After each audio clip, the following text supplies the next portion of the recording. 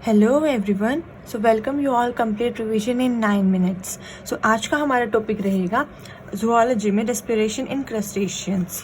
हमने कल अपना पैरासिटिज्म इन क्रस्टेशियंस किया था, ठीक है। उससे पहले हम लोगों ने लार्वल फॉर्म्स देखी थी क्रस्टेशियंस की। आज हमारा थर्ड टॉपिक है that is respiration in crustaceans. So let's start.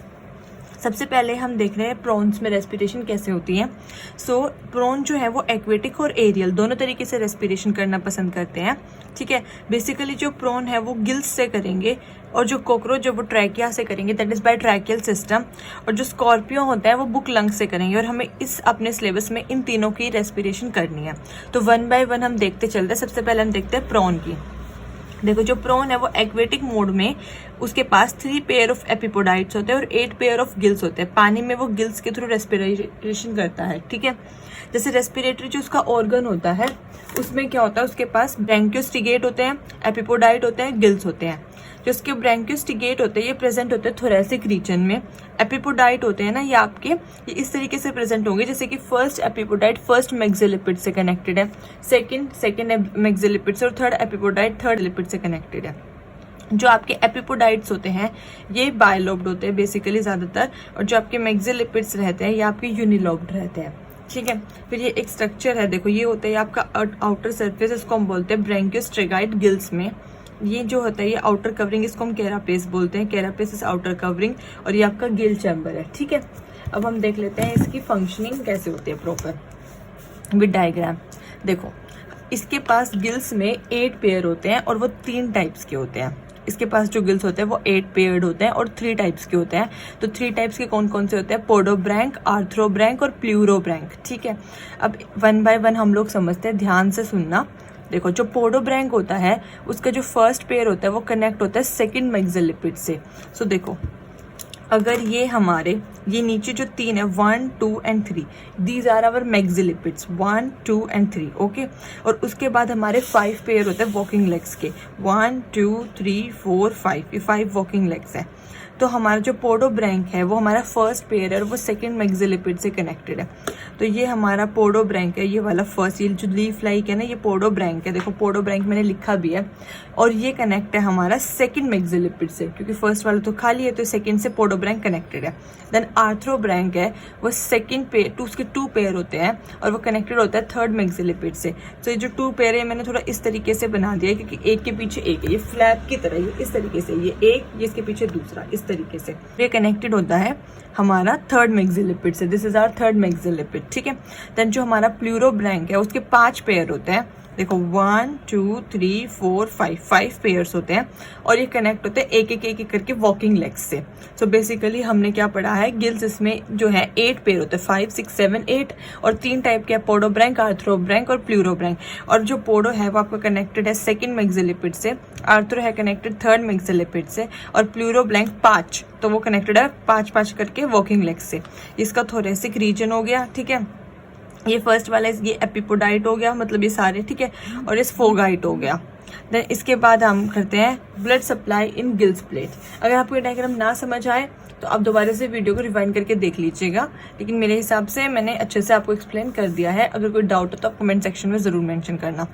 Then अब हम देख लेते हैं blood supply in gills plate. अब होती कैसे है, तो देखो, ये जो है इसका मार्जिन, ये जो सबसे अंदर वाला है ये इसका मार्जिनल चैनल है, और ये जो बीच में इसकी मीडियन लॉन्गिट्यूडनल चैनल है, ठीक है। और ये इसकी गिल प्लेट का ट्रांसवर्स सेक्शन है और ये लॉन्गिट्यूडनल, तो बाहर वाली लॉन्गिट्यूडनल, ये मीडियन है और ये मार्जिनल चैनल है, और ये गिल प्लेट का ट्रांसवर्स सेक्शन हो गया। अब मैं इसी को इस तरीके से दिखा रही हूँ आपको ब्लड वेसल्स की फॉर्म में। तो जो इसकी सबसे बाहर की तरफ लेटरल लॉन्गिट्यूडनल चैनल होती है वो कैरी करते हैं डीऑक्सीजनेटेड ब्लड, ठीक है। जो इसकी बाहर की तरफ लेटरल लॉन्गिट्यूडनल चैनल है वो कैरी करते हैं डीऑक्सीजनेटेड ब्लड। जब यहाँ से डीऑक्सीजनेटेड ब्लड आता है तो वो एफरेंट के थ्रू, मतलब इसमें कैसे आएगा, एफरेंट के थ्रू सारी बॉडी से कलेक्ट होकर लेटरल लॉन्गिट्यूडनल चैनल में आएगा और बाहर जाएगा। एफरेंट जो है हेल्प करती है आपकी LLV की, लेटरल लॉन्गिट्यूडनल वेसल की।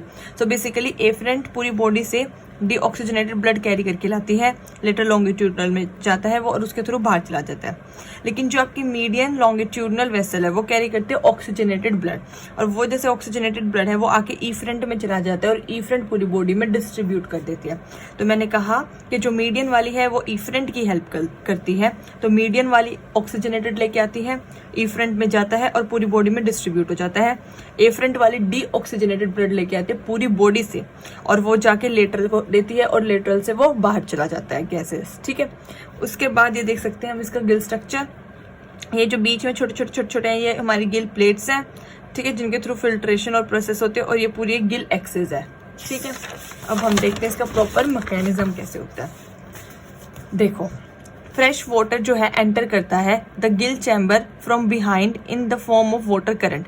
तो गिल चैम्बर के पीछे से फ्रेश वाटर एंटर करता है in the form of water current, overflow हो जाता है ब्रैंकियोस्ट्रिगाइड्स पे, गिल्स पे, एपोपोडाइट्स पे। तो वो एपोपोडाइट्स से यहाँ तो देखो, ये जो अगर यहाँ से वो पीछे से एंटर करता है तो देखो वो यहाँ से एंटर किया तो एपोपोडाइट्स पे आ गया, ओवरफ्लो हुआ।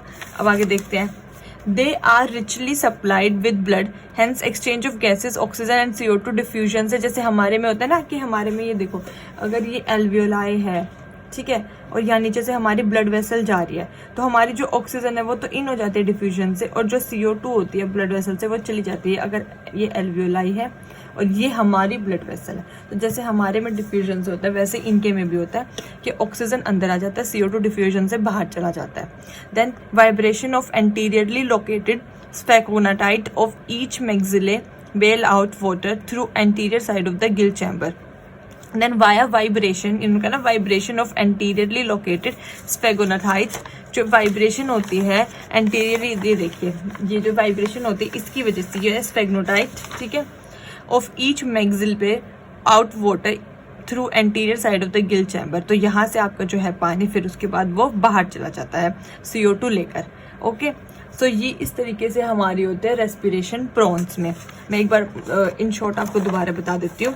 हमने सबसे पहले पढ़ा कि जो रेस्पिरेशन होती है प्रॉन्स में वो हमारी एक्वेटिक मोड के होते हैं मेजरली, जो हमारी गिल चैम्बर से होती है, जिसमें हमारे पास 3 पेयर है एपिपोडाइट के और 8 पेयर है गिल्स के। फिर ब्रैंकियोस्ट्रिगाइट, एपिपोडाइट और गिल्स, इसके 3 ऑर्गन्स होते हैं रेस्पिरेशन करने के लिए रिस्पॉन्सिबल। उसके बाद हमने देखा इसका प्रॉपर डायग्राम कि इसमें किस तरीके से पानी आता है। जैसे अगर बैक साइड से पानी आएगा फिर उसके बाद वो करके पूरा इन ऐसे करके इन पूरे पे चला जाएगा एपिपोडाइट और मैक्सिलिपिड से, और ये जो आपका एंटीरियरली स्फेगोटाइट लोकेटेड है इसमें से वाइब्रेट करते हुए CO2 लेके पानी बाहर चला जाएगा, ठीक है। ये होते हैं इसकी मैकेनिज्म, जो मैंने अभी आपको पीछे वर्ड्स में बताया था वो यही लिखा हुआ है। रेस्ट ये मैंने आपको बता दिया है कि पोडोब्रैंक कनेक्ट होता है सेकंड मैक्सिलिपिड से, आर्थ्रोब्रैंक कनेक्ट होता है जिसके 2 पेयर होता है थर्ड मैक्सिलिपिड से, और प्लूरोब्रैंक जिसके 5 है वो हर एक वॉकिंग लेग से कनेक्टेड है। देन मैंने आपको सप्लाई बताया कि होता कैसे है। जब हमारा मीडियन से जो ऑक्सीजनेटेड ब्लड है वो इफरेंट के थ्रू पूरी बॉडी में डिस्ट्रीब्यूट होता है, और एफरेंट से डीऑक्सीजनेटेड ब्लड लेटरल लॉन्गिट्यूडनल में आता है और हमारी इसकी प्रॉन की बॉडी से बाहर चला जाता है। देन ये इसका स्ट्रक्चर ऑफ गिल है, ठीक है। सो आज के लिए इतना ही, कल हम करेंगे अपना रेस्पिरेशन इन स्कॉर्पियंस। तो अगर आपको कोई डाउट हो तो आप कमेंट सेक्शन में ज़रूर मेंशन कीजिएगा, I will surely clear that. Thank you so much. अगर आपको ये वीडियो पसंद आई हो तो please like, share and subscribe the channel. जय हिंद।